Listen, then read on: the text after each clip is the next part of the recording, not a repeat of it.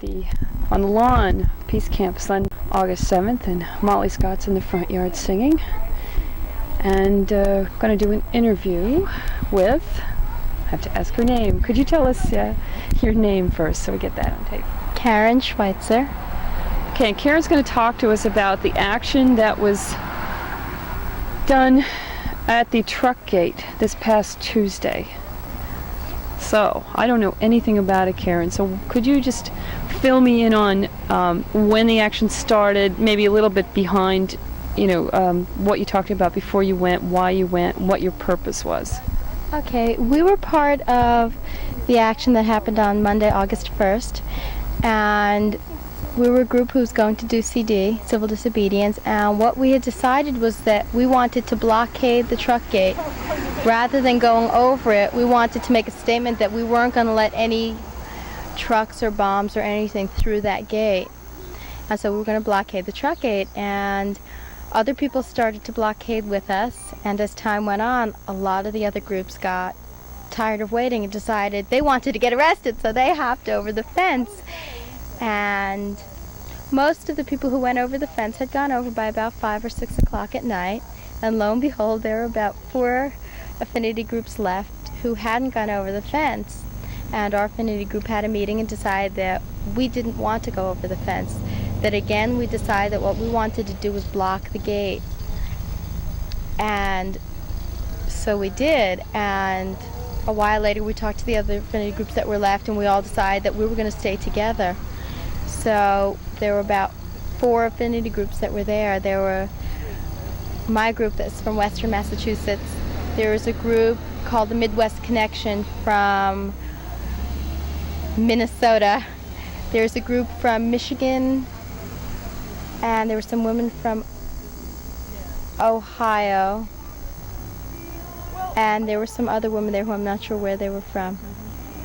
And what we had all decided at that point was that we were going to stay there until they arrested us.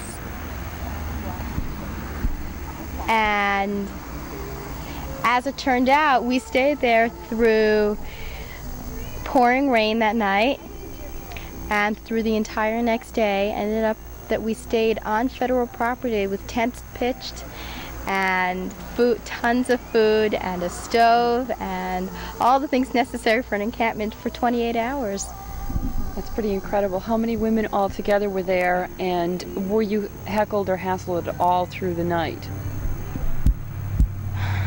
Let's start with how many women altogether were there.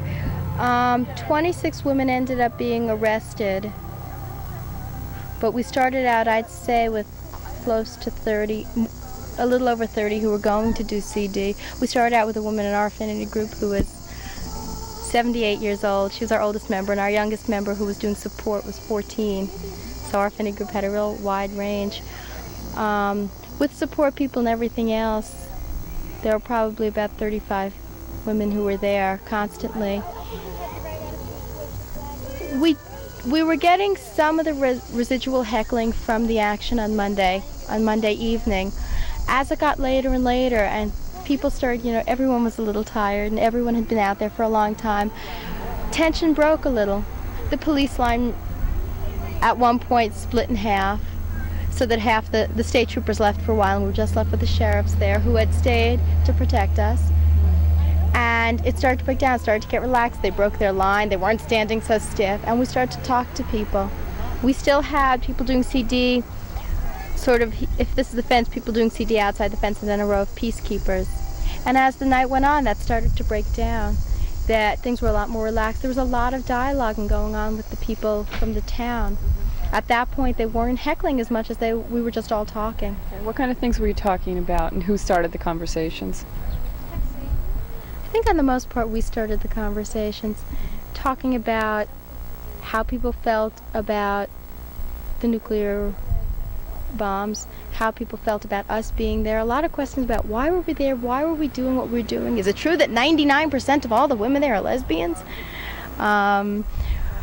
We agree with you, but we don't necessarily think you should be doing it in this way.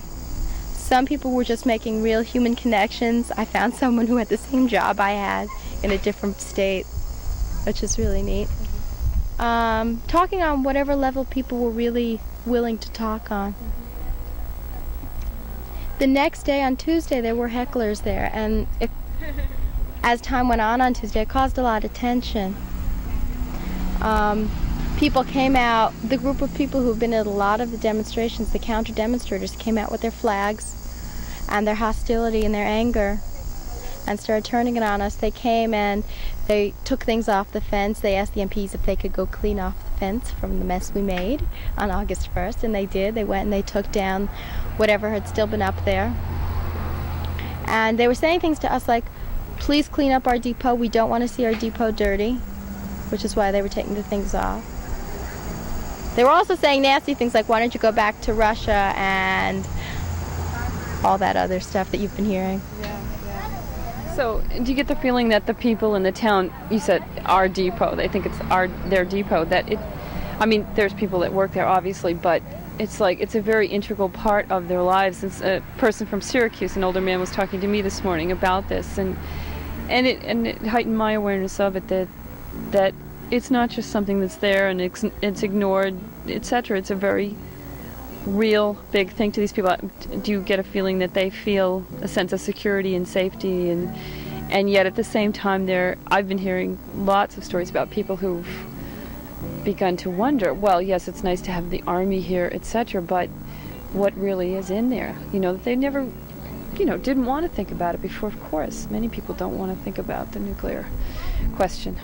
I think that they're protective of it because it's in their community. I think they feel that attachment to it because it's in their community. I don't know that they necessarily feel it protects them, but that it is a big part of their community. I think it's hard not to be aware of that large space that's not really part of your community but is.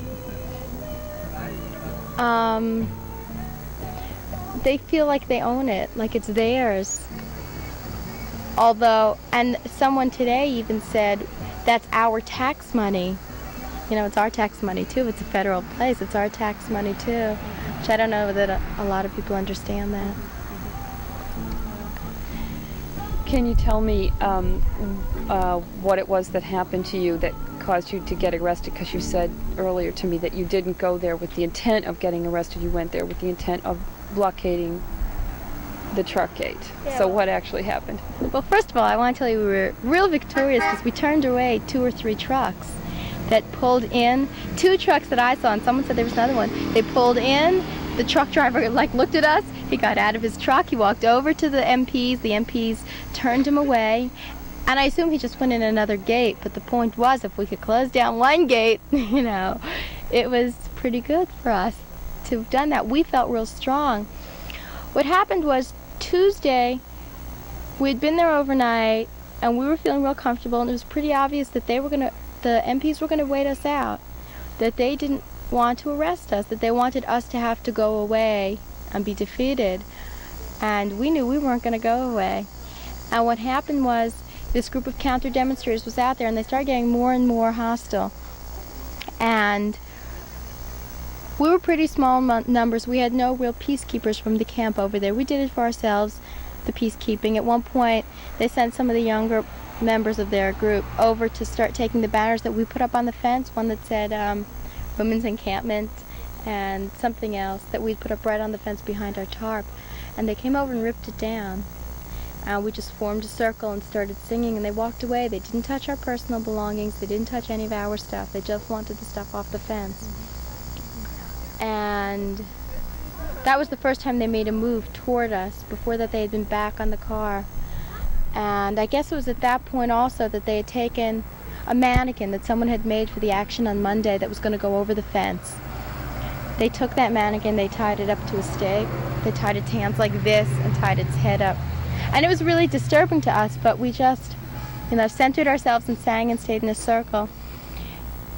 And after that, a bunch of women from the churches around the area came and did an ecumenical thing for us, service, that's what it was. And then the women from Women's International League for Peace and Freedom had come and joined us, and we were in a big circle, and I guess they felt that kind of threatening, because after that was over and we were all standing around and talking, they crossed the yellow line and started to move closer. because they saw we weren't getting arrested. They knew they weren't going to get arrested for doing the same thing. And it was just about it. At that point, it was after work, more people showing up. It was like 5 or 6. And things had been getting, slowly. Since about 3, things had been getting a little more escalated. At around noon, we had put up tents and the tarps and stuff. So that, all of a sudden it looked different there. It looked like we were staying. And when they started to shout, clean up, we cleaned up. We tidied everything and made everything look real neat, but it looked like we were staying. So when it got to the time when people were leaving work at about 5 o'clock, more women started coming over from the encampment. And slowly but surely, I'm not going to go into long drawn-out details of everything that happened, but it was escalating on both sides. More women from the depot were coming, and they were getting angrier and angrier. And one woman from the counter demonstration started to push someone and poke them and verbally abuse them. There was a lot of verbal abuse going on, a lot of really hurtful comments that were really hard to stand and take. Some of the peacekeepers were facing away, had turned their backs so they didn't have to listen to it. Some were still facing them. And it was real hard. We were in a line that was all spread out at this point, going across the truck gate entrance. And it escalated and escalated and escalated until it was getting darker and darker out. And somewhere around 8 or 8:30, someone came and went to the MPs and said, it was two teenagers from town who had been, I guess, either part of the counter demonstrators or just part of the townspeople that were looking on, because by that time there were 3 groups. There was the women from the peace camp, there were the counter demonstrators, and then there were townspeople who were just curious, but they weren't actively being counter demonstrators. The MPs came out, and it was real tense by then already. I mean, it had changed drastically since earlier in the afternoon. It was real tense, and you could feel it. And we had had a lot of peacekeepers there by then. I'd say there were about 40 or 50 of them. And we came out, the MPs came out, and we thought they were about to arrest us. So we sat down in front of the gate, those of us doing CD.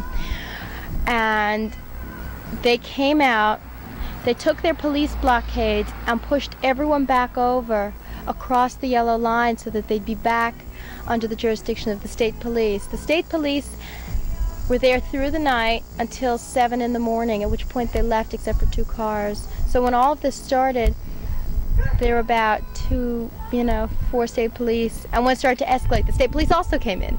So it was escalating actually on 3 levels. So they pushed it back so the state police could do something, because what they felt like was the MPs couldn't do anything, and they didn't want to arrest the whole crowd. So they pushed everyone back so the state police could do what they had to do. So at that point, there was a line of peacekeepers on the yellow line, then there was a line of MPs, and then there was a line of counter demonstrators. And that was at the time when both the peacekeepers and the state police started to ask the people doing CD to do something, to break the tension.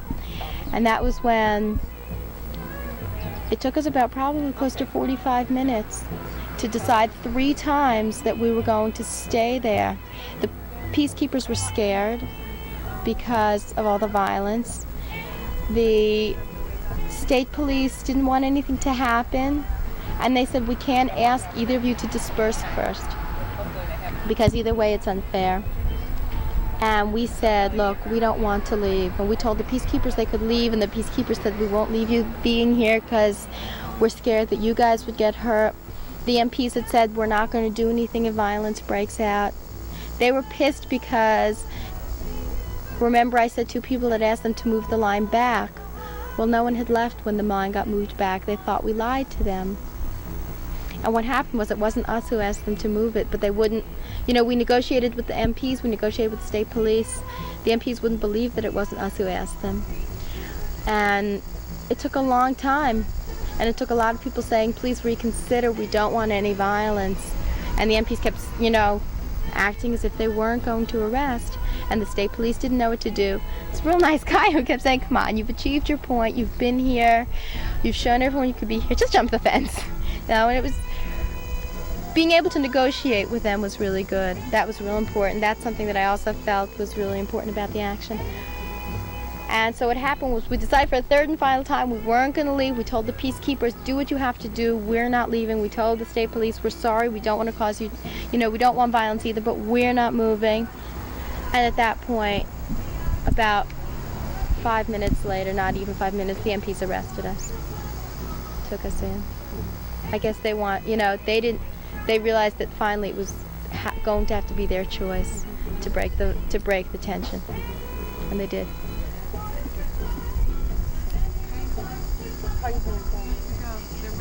Okay, let's go.